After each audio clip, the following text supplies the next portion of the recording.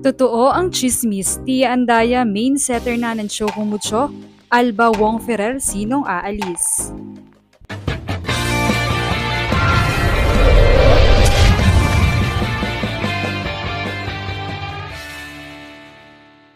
What's up, Volleyball Nation? Welcome back to my YouTube channel. Narito ako para magbigay sa inyo ng updates tungkol sa mundo ng volleyball.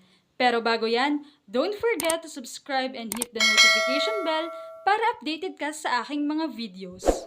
Si Tia Andaya nga ang pinakabagong flying titan matapos siyang mapili ng Choco Mucho bilang ikapitong overall pick sa 2025 PBL Draft.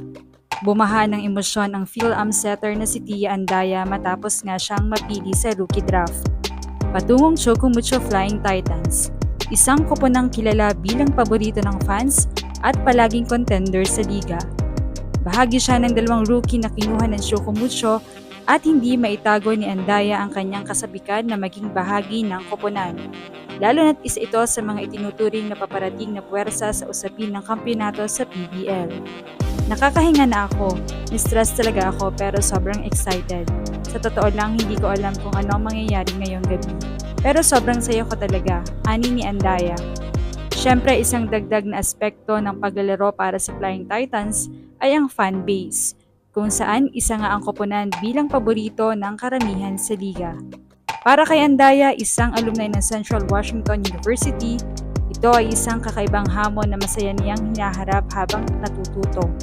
Narinig ko na malaki ang fanbase ng team. Kailangan ko talagang mag-adjust pero learning curve ito na excited akong pagdaanan. Siguradong magiging masaya ang paglalaro sa harap ng maraming tao. Matapos ding mapasama kamakailan lamang sa pool ng Alas Pilipinas, naging abala si Andaya sa nakaraang mga linggo sa Maynila.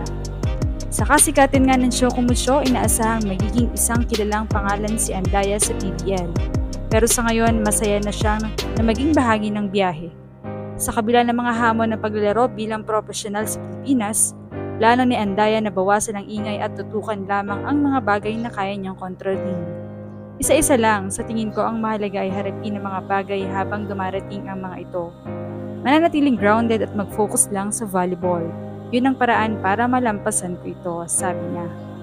Bukod kay Andaya, kinuha rin ng Choco Mucho Flying Titans si John Villegas mula sa Adamson University.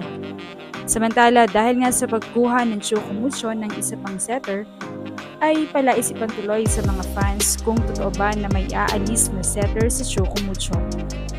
Nababalita na may nagpaparelease na setter mula sa team. Hindi tuloy maintindihan ng fans kung si Alba ba ito nasasalang sa Alas kaya pansamantalang mawawala muna sa PBL o di kaya naman ay ang sinasabi na si Dina Wong araw ang aalis dahil sa mga lumalabas na haka-haka at espekulasyon. Subalit gaya nga ng sabi ay kung iisipin, bakit setter ang kinuha nila? Gayong pang-apat na si Andaya, Wong, Alba, Ferrer, and Andaya. Ibig sabihin nga ay may isang aalis. Kaya naman kaabang-abang talaga kung ano pa ang mga pasabog na paparating ngayong PBL ngayong katatapos nga lamang ng PBL Draft 2025. Anong masasabi niyo rito? Leave a comment below.